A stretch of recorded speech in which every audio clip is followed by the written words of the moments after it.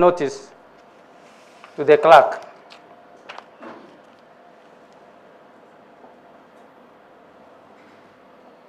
Honorable members, this sitting is therefore properly convened. I thank you, Your Excellency.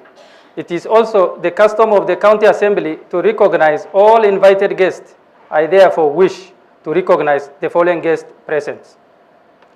Within our chambers, we have His Excellency the Deputy Governor, Honorable Solomon Gubo Riwe. County Commissioner, Mr. Paul Rotich. In our temporary public gallery chambers, we recognize the County Executive Committee members present, the County Secretary, Chief Officers present, all the invited guests present, and the good people of Marsabit County and Kenyan who are following this proceeding through the various online platforms. Honorable members, distinguished guests, and ladies and gentlemen, it is my singular honor and privilege to invite His Excellency, the Governor of Marsabit County, to address this third County Assembly. Your Excellency, please address the newly elected County Assembly members. You are most welcome, Your Excellency.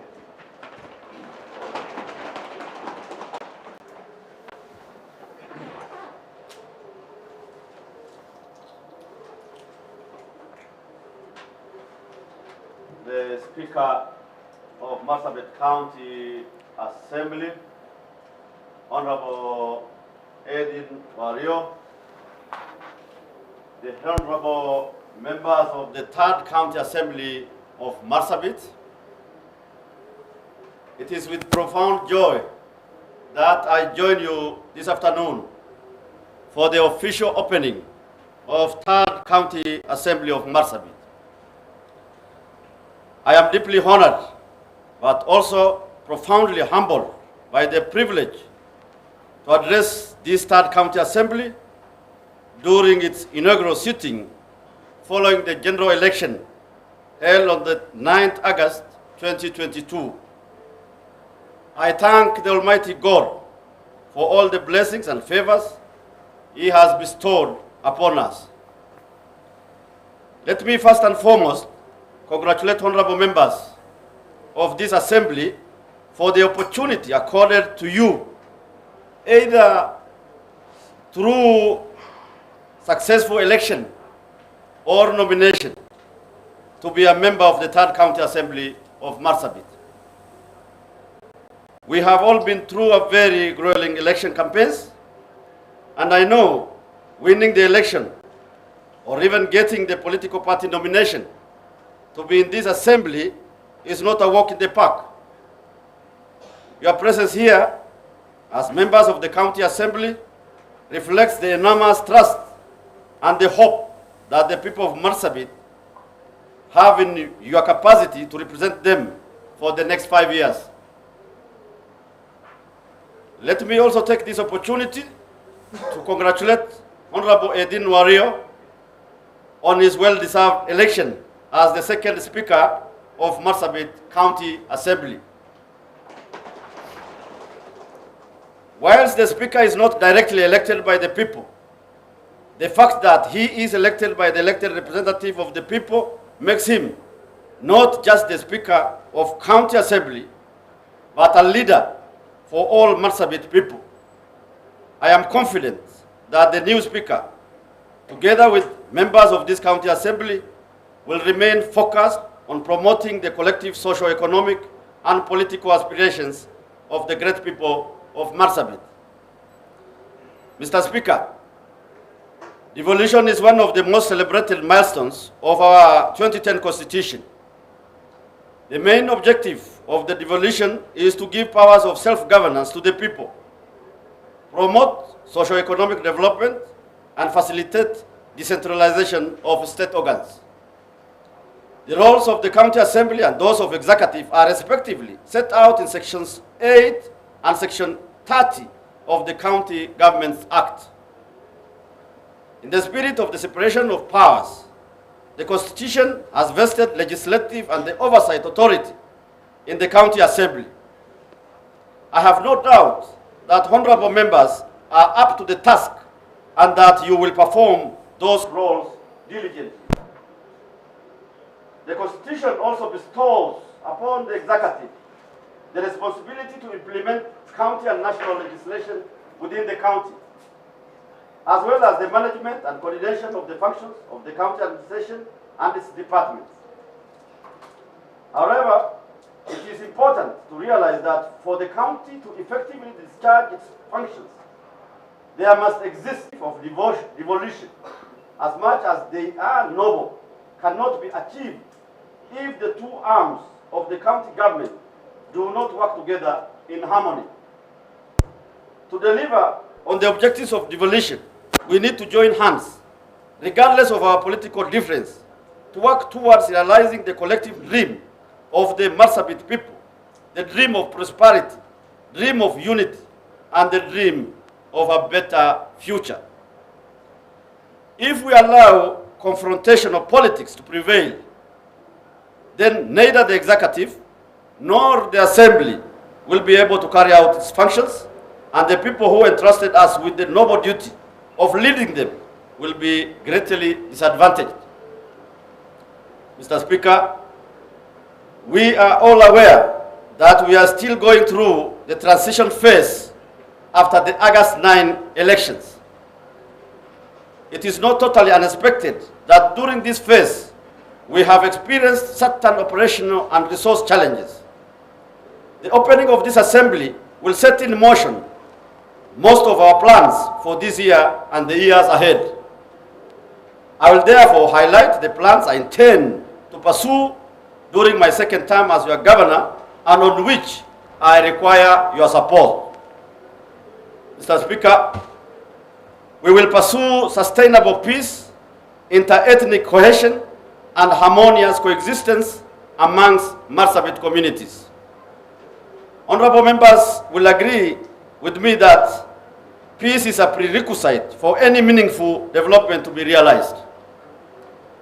The former UN Secretary General, the late Kofi Annan, put it quite well when he said that humanity will not enjoy security without development, and it will not enjoy development without security. For the last 3 years, we witnessed a very sad, embarrassing, and unacceptable level of tribal unrest with devastating consequences, loss of lives and livelihoods, and displacement of many MARSABIT families. It is unfortunate that in our county, our ethnicity has been misused to breed hatred and cause conflicts, year in, year out. There could be individuals and groups amongst us who are not comfortable with the ideals of unity, harmony, and cohesion in MARSABIT, and will want to keep us divided and remain angry at each other all round the year, because probably in our division, anger and conflicts lies their path to power, privilege, and business opportunities. Luckily for us, early this year, the national government finally intervened, and we restored some sense of normalcy. We went through the election peacefully, and our people have now started doing their normal day-to-day business with some level of certainty. This is a gain that as leaders, we all need to join hands and guard jealously and ensure that conflicts will not recur and disrupt our lives again. However, absence of conflict does not necessarily mean existence of peace. From our own experiences with past conflicts, we have learned that peace-building efforts in MARSABIT need to be sustained on an almost daily basis.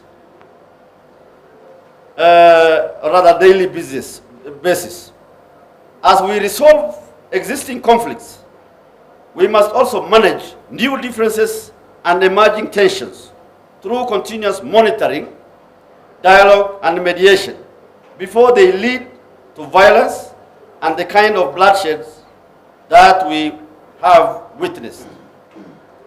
It is in this regard and with the view to making peace-building work our everyday endeavor, that I intend to establish a new and inclusive Standing Committee on Peace and Dialogue to provide a permanent support to peace building and inter-ethnic dialogue and mediations at the community level. We already know all the hotspots and conflict-prone areas, and we will begin with those hotspots areas and progressively extend the committee mandate and coverage to the entire county. I will in due course consult with fellow leaders, elders, and other peace-loving citizens of this county and agree on the composition of the committee. In so doing, I will endeavor to see to it that we will rise above partisan approach, go beyond petty politics, and put the peace and will be one of our areas of focus. The drought situation in our county is now at alarm level, with the situation getting from bad to worse. As of last month, according to the data we achieved from NDMA, we have lost over 38,000 cattle, 112 goats and sheep, and about 35,000 camels. The livestock body conditions are in very poor shape, largely due to lack of pasture and long distance in search of water. This has led to suppressed livestock prices and rising cost of food, with the price of maize increasing by over 70%. Further, we have witnessed total crop failure in our county. The situation calls for immediate action from all stakeholders. This past week, I attended a meeting chaired by the Deputy President, His Excellency Rigathi Gachagua, on drought situation, where several short-term and long-term interventions were discussed and agreed upon. I later joined the President of our country, His Excellency Dr. William Ruto, during the flagging off of the relief food to the most affected counties among the MARSABIT. We continue to receive considerable support from the national government and development partners, which support we recognize and appreciate. We will continue engaging all partners and appeal to all people of goodwill for support. At this juncture, honorable members, I want to bring to your attention that tomorrow another meeting with the Deputy President of most affected counties, totaling 11, has been convened at 8 o'clock in the morning to address this serious matter. Later on in the afternoon tomorrow, after 4 o'clock, that team will be meeting the President of the Republic of Kenya. Members might have already known the last county assembly adjourned before the budget for the year 2022-2023 was approved. In the coming days, we will submit to this House the budget estimates that will, among other things, prioritize the immediate relief intervention required to save the lives of our people. It's my appeal to the honorable members that they will discharge with the budget approval process expeditiously so that we can boost and upscale the ongoing drought mitigation efforts in our county. I am aware one of or two members may not have understood what has been approved during June 30th. And they have been saying a lot of money has been released for drought. Unfortunately, that is vote on account. Kindly check back the records and you will be able to appreciate nothing for relief has been set aside at that time.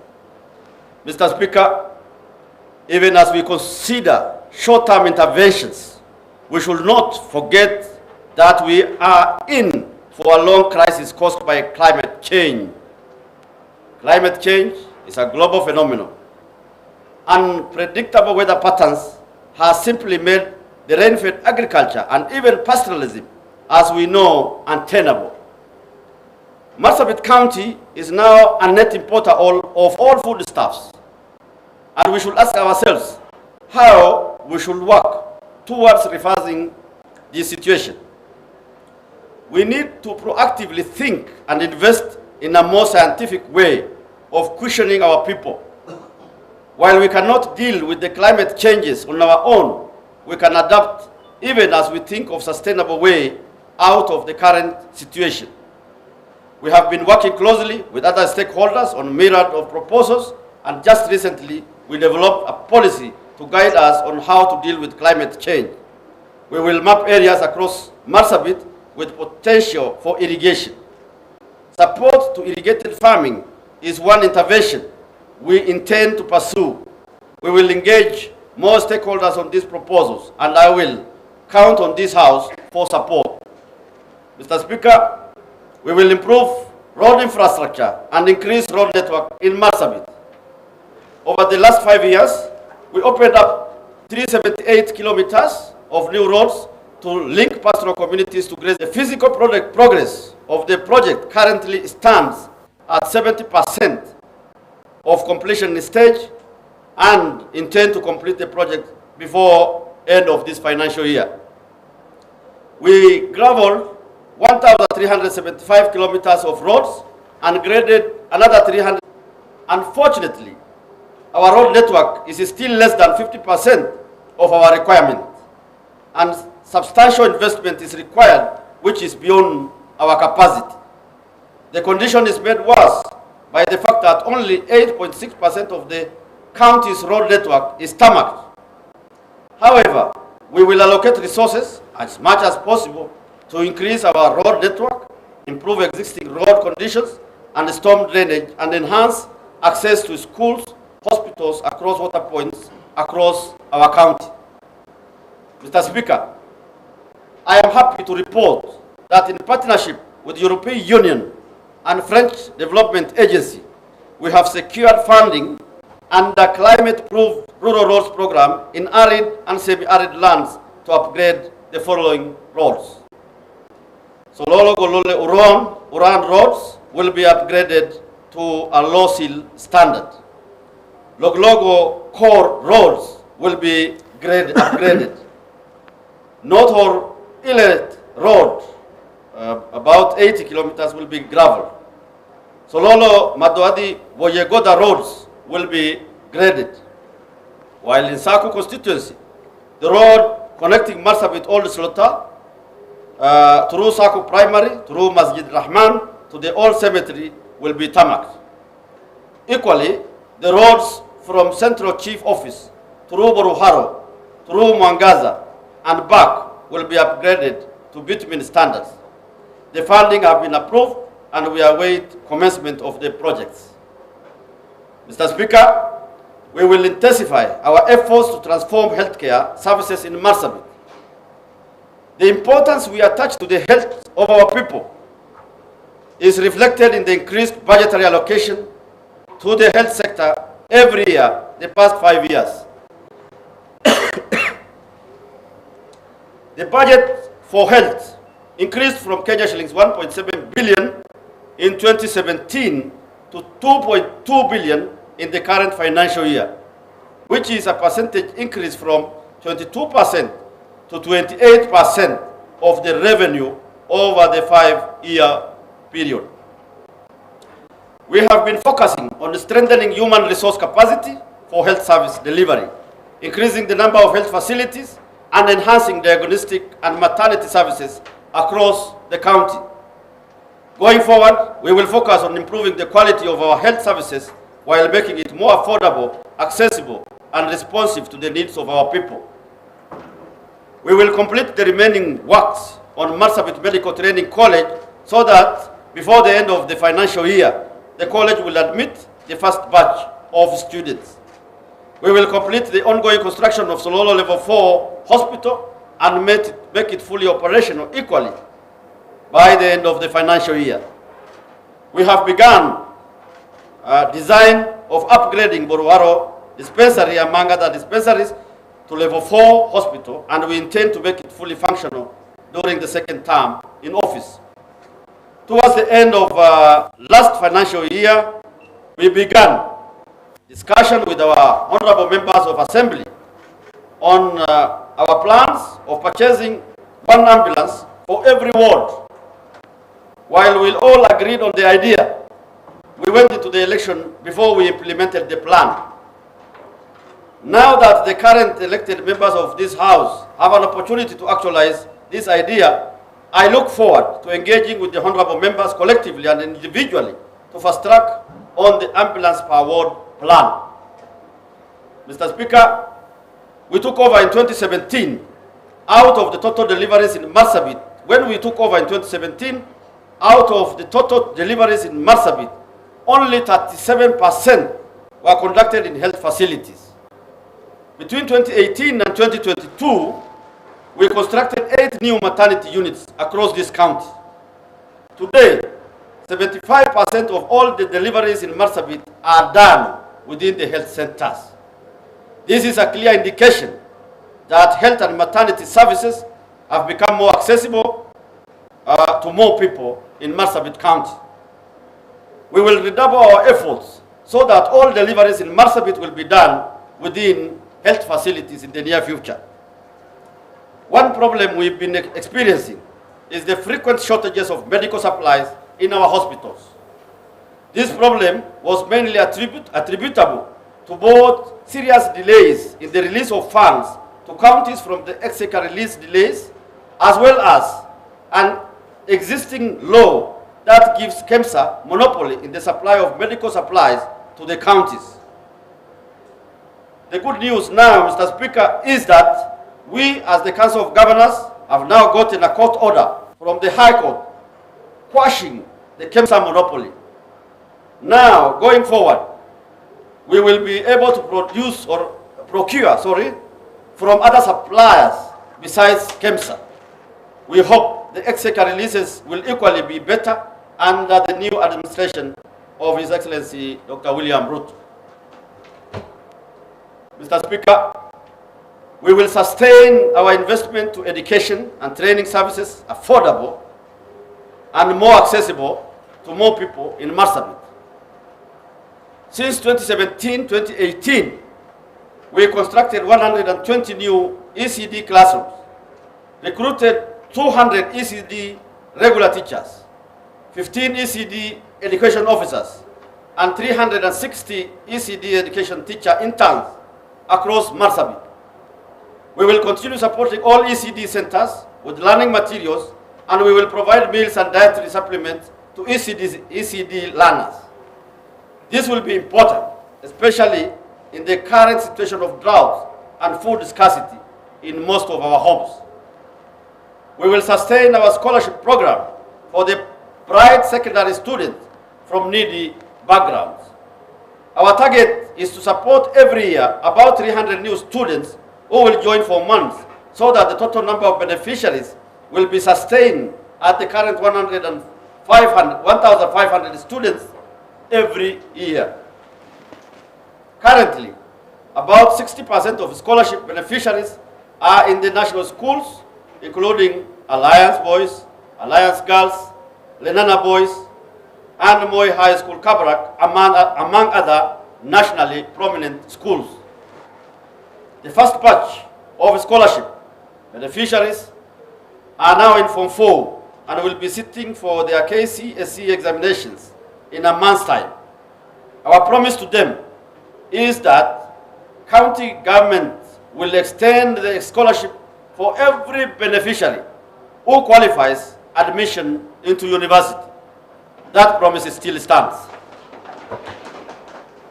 I must say that the scholarship scheme is a true reflection that as government, our priorities and values are focused on governance that is compassionate and caring.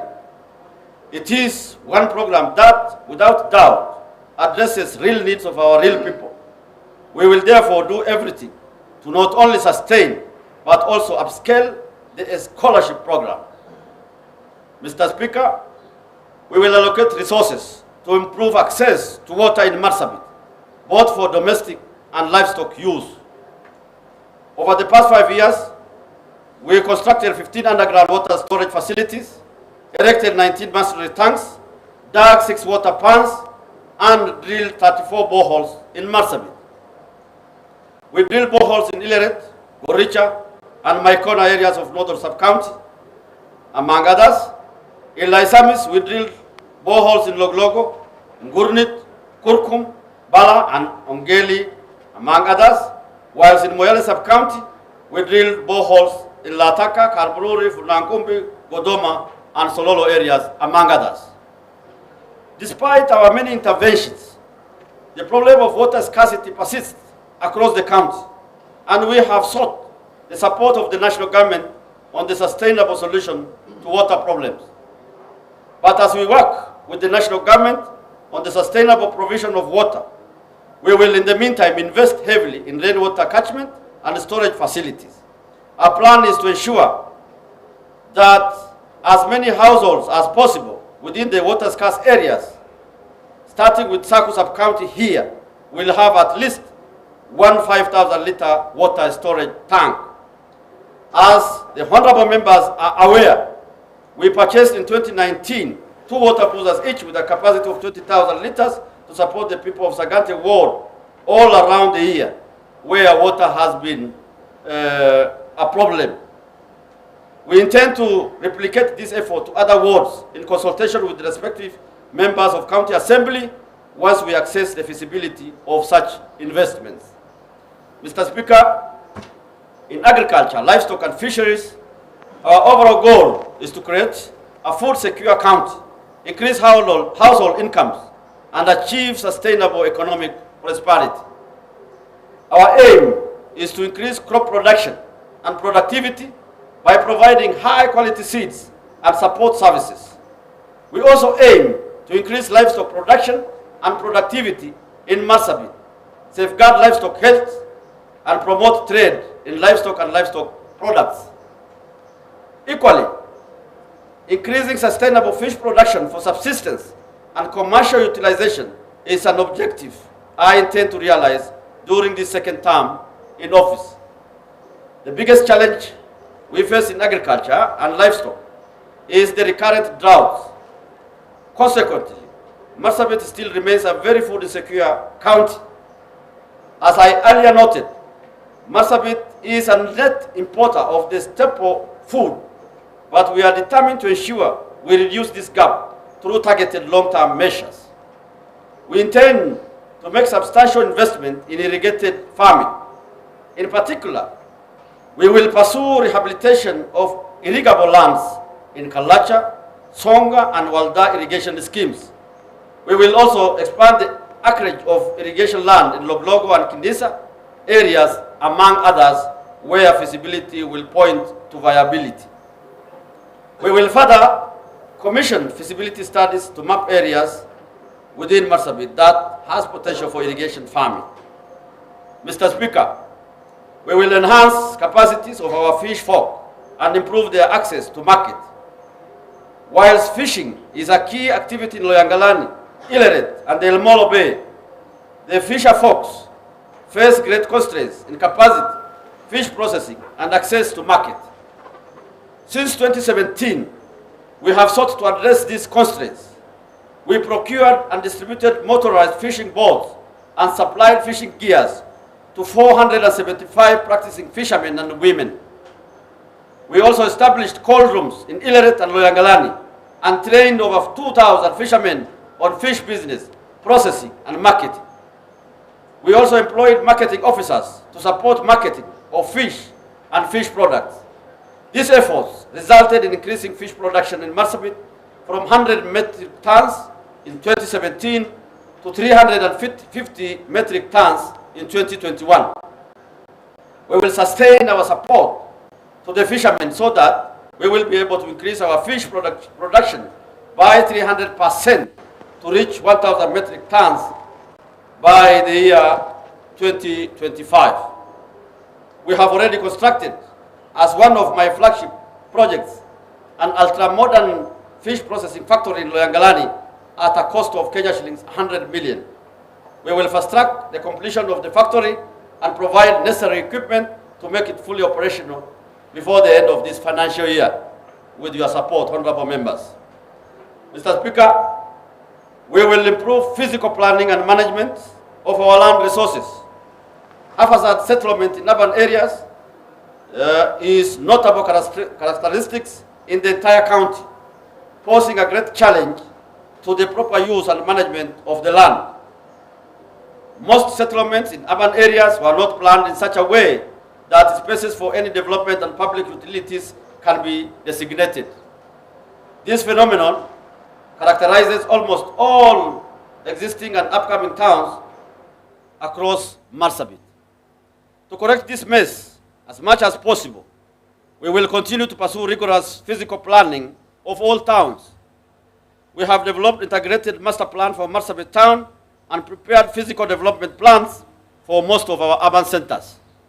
We have enhanced land ownership through the issuance of title deeds and conducted several surveys and adjudication exercises across the county. Over the past 4 years, we secured land ownership documents, including letters of allotments and title deeds, to over 1,000 plot owners in MARSABIT town and its environs. Our plan is to undertake further surveys and demarcation and support as many landowners as possible with access to title deeds.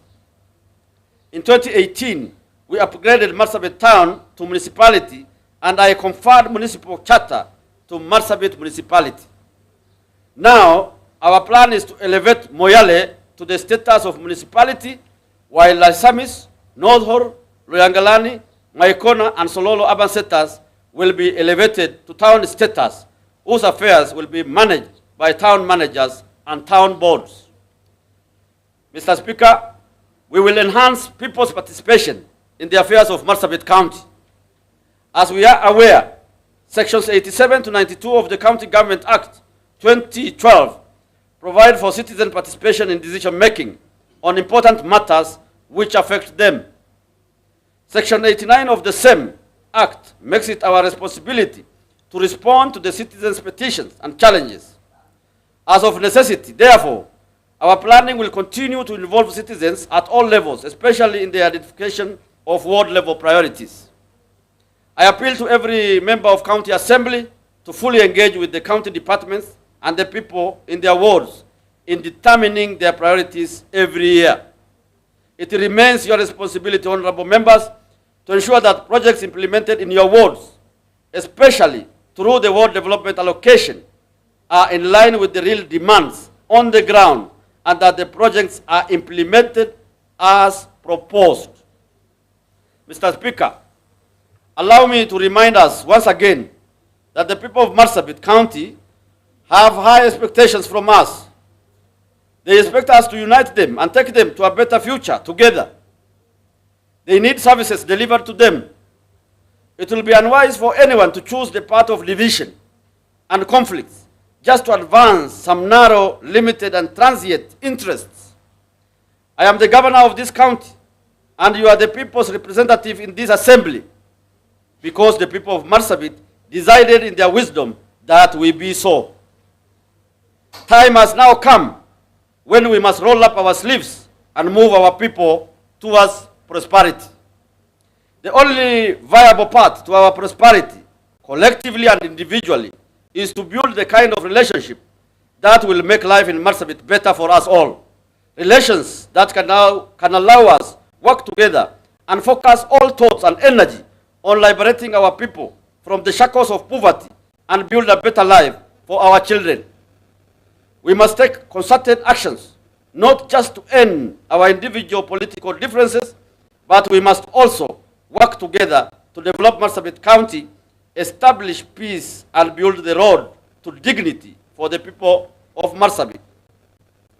Being here as the members of this third County Assembly of MARSABIT and leaders of this county is an opportunity. We must seize this opportunity to build a prosperous and zero-conflict MARSABIT County. A MARSABIT which no longer makes headlines on TVs and local FMs with death tolls, blames, and accusations amongst leaders, but rather with development for the county, cooperation between leaders, and success stories for all. As we commence the work of the third County Assembly, the third county government, and the third County Assembly rather, let it be our endeavor that this government and this County Assembly will make a difference for the people we serve. Mr. Speaker, it is now my greatest honor and pleasure to declare the Third County Assembly of MARSABIT officially open. May God bless you all. May God bless MARSABIT County. Thank you all, honorable members, and everyone else. Thank you.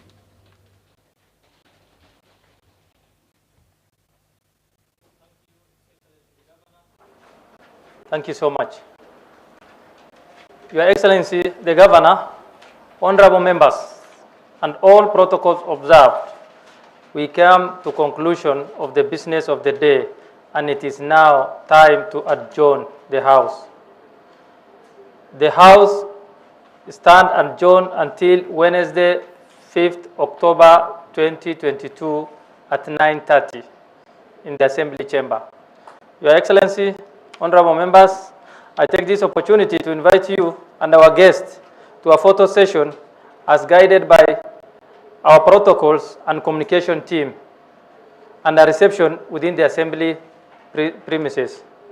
I also request all the honorable members to remain standing in silence and in your place until the procession of His Excellency the Governor, the Speaker, and the clerk at the table leaves the chamber.